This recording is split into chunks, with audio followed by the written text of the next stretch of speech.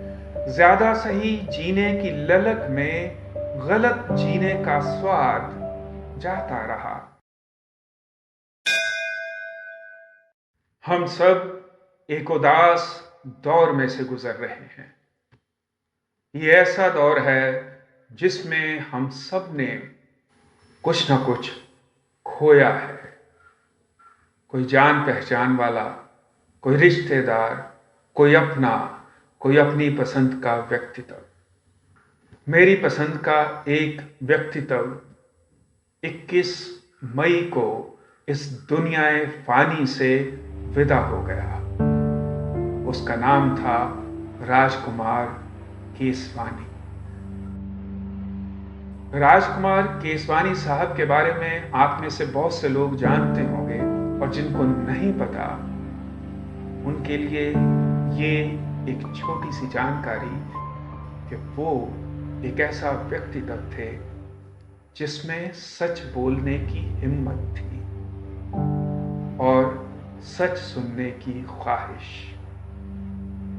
राजकुमार केसवानी एक ऐसा पत्रकार था जिसने सालों पहले भोपाल गैस ट्रेजेडी के बारे में शंखनाद कर दिया था, जिसने आगाह कर दिया था कि इस तरह की ट्रेजेडी होने वाली है।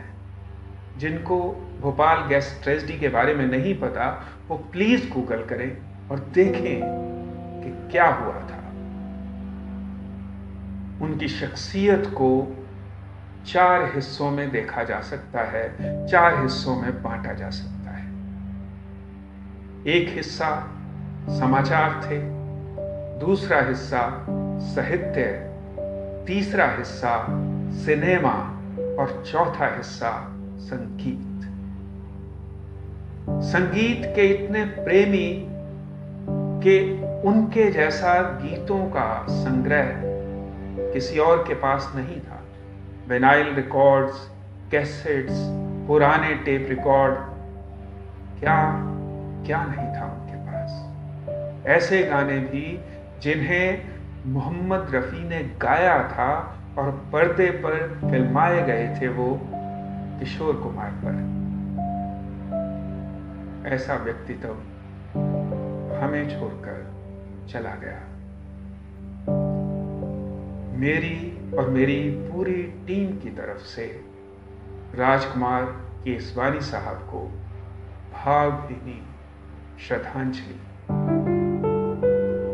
जैसा कि मैंने कहा कि उनका साहित्य के साथ गहरा जुड़ाव था, पहल के संपादक भी थे। पहल को संपादित भी करते थे, पहल के लिए लिखते भी थे। जो हिंदी साहित्य के प्रेमी पहल के बारे में जानते हैं, उन्हें कुछ बताने की जरूरत नहीं, और जो नहीं जानते उनकी जानकारी के लिए ये बात मैं बता दूं कि पहल एक ऐसी पत्रिका थी, जी थी, क्योंकि उसका आखिरी अंक पहल 125 आ चुका है और पत्रिका बंद हो गई है।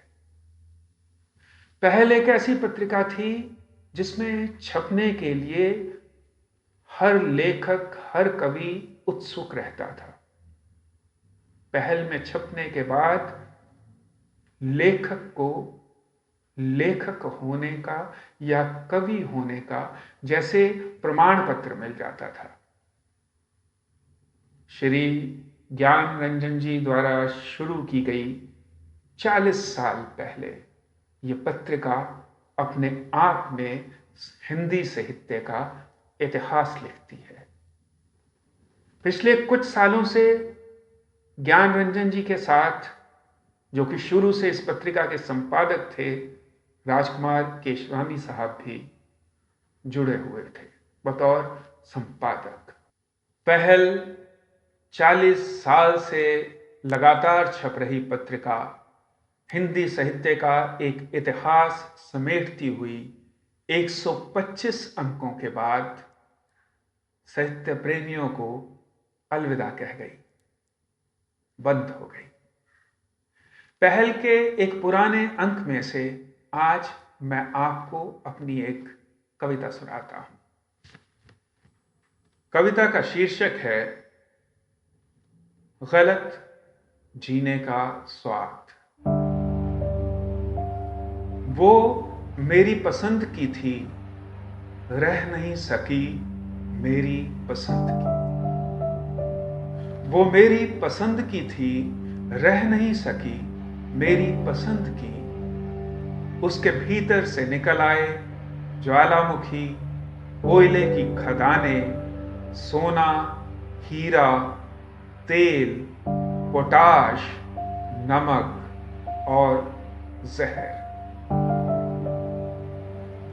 उसके भीतर से निकल आए ज्वालामुखी, कोयले की खदानें, सोना, हीरा, तेल, पोटाश, नमक और जहर, खिलौने और किताबें, किताबों के पात्र, अनलिखे पत्र, टूटे कांच के बर्तन, कांटे और रिश्ते। जंगल साफ हो गए उसकी देह से, जंगल साफ हो गए उसकी देह से, उसकी ऊंचाइयों से बर्फ पिघल गई, सीधी, सपाट, सख्त हो गई। वो उसी तरह रह नहीं सकी मेरी पसंद की। वो उसी तरह रह नहीं सकी मेरी पसंद की, जैसे मैं नहीं रहा वही। दूध वाले की घंटी, गैस सिलेंडर की रसीद, बिजली के बिल, पानी के जाने और गुस्सा आने के बीच कविता लिखता हुआ। जैसे मैं नहीं रहा वही, दूध वाले की घंटी, गैस सिलेंडर की रसीद, बिजली के बिल, पानी के जाने और गुस्सा आने के बीच कविता लिखता हुआ। रंग बदलता हुआ, मौसम बदलता हुआ, समय, गणित, वृत्त, सप्तऋषि और बदलता हुआ आकाश गंगाएं। ये हमारे जीवन का वो अध्याय है जिसके पृष्ठ कोरे हैं। ये हमारे जीवन का वो अध्याय है जिसके पृष्ठ कोरे हैं। इतने लिखे या फिर जगह नहीं एक और बिंदु की भी। हमारी मात्राएं उलझ गई हैं आपस में। ज्यादा सही जीने की ललक में गलत जीने का स्वाद जाता रहा। ज्यादा सही जीने की ललक में गलत जीने का स्वाद जाता रहा। अब उसकी एक मुट्ठी में समंदर भर गुस्सा है। अब उसकी एक मुट्ठी में समंदर भर गुस्सा है, मेरी एक मुट्ठी में बादल भर खामोशी। दोनों एक एक मुट्ठी खाली है हम।